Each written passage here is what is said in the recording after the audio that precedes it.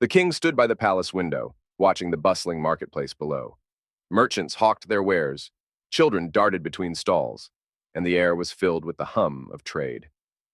The Grand Vizier approached slowly, his robes rustling softly. "Your Majesty," he began, "it has been a few days that you stand close to the window and cogitate. Has someone or something chafed you?" The king, still gazing outside, replied, "A question has been troubling my thoughts." "And what is that, Your Majesty?" the Grand Vizier asked, his brow furrowing with concern.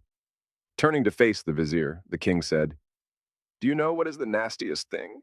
And who are the nastiest people?" The Grand Vizier opened his mouth to respond, but then thought better of it and remained silent. The king continued, "If someone answers my question, they will be titled the most sagacious person in the country. Your Majesty, I will call all of your ministers, and you can put the question to them. Perhaps one knows the answer," the Grand Vizier suggested, bowing slightly. "Very well," the king replied, nodding.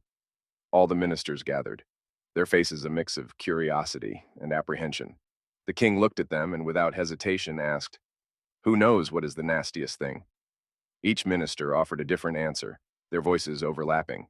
"No, that's not the right answer," the king declared. "Why, Your Majesty?" the ministers asked in unison, bewildered. "Because you don't know the answer, and that is why you are not unanimous," the king responded. He then instructed his Grand Vizier to send heralds around the country to find someone who knew the answer. Town criers delivered the king's message throughout the land. Soon, people queued up near the palace, each hoping to answer the king's question. Finally, a man stood before the king who asked, "What is the nastiest thing, and who are the nastiest people?"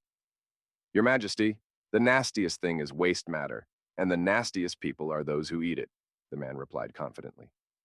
The king was silent for a few minutes, then said, "Yes, I have not heard of or seen anyone eat their excrement." He then proclaimed, "This man is the wisest person in our country." A few weeks later, while riding through the city, the king noticed an old man smiling at him. Curious, the king approached him. "What are you smiling at? Me?" the king asked. "No, Your Majesty," the old man replied, bowing deeply.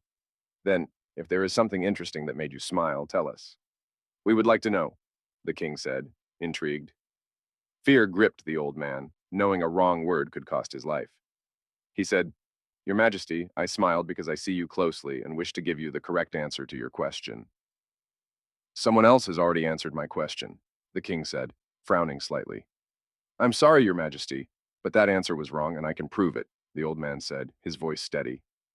The king hesitated for a moment, then said, "I'll give you the opportunity to prove it." The old man bowed again and said, "Your Majesty, I have a request." "What is that?" the king asked, intrigued. "To prove the nastiest thing is not excrement, I need a few aristocrats, a few middle-class and underclass people," the old man requested. As the king held his horse's reins, ready to leave, he said, "Tomorrow at my palace," and rode off swiftly. The next day arrived, and all awaited the old man. The king turned to his Grand Vizier and said, "If the graybeard doesn't come today, find that impostor wherever he is hiding and behead him." The king had not finished his sentence when the old man entered, dressed elegantly. The old man approached the king and asked quietly, "Your Majesty, do they know why they are here?" "No, they don't," the king replied. He then addressed the gathered people. "My father had a child, and except for me, he had no relatives. I have no child or heir. When my father was dying, he gave me a treasure map that he had hidden for a long time. He wanted me to find it, the treasure which whoever finds it will become the richest person." The old man hesitated a moment, then continued, "As I have no heir to pass the map to, I decided to give it to someone who truly deserves it." Tumult engulfed the hall. The old man continued, "But to obtain the map, you must do what I ask." "What do you want us to do?" the people asked eagerly. The old man called a servant, who entered the hall with a tray in one hand and the map in the other. "On the tray is human excrement. If someone tastes it, they will receive the map," the old man announced. Some of the gathered people refused to taste it, but to everyone's shock, some did. The old man turned to the king and said, "Your Majesty, the nastiest thing is greed, and the nastiest people are greedy people. You saw with your own eyes some of these people eat what you thought was the nastiest thing." The king, initially quizzical, stood and cried out, "This man will be my advisor.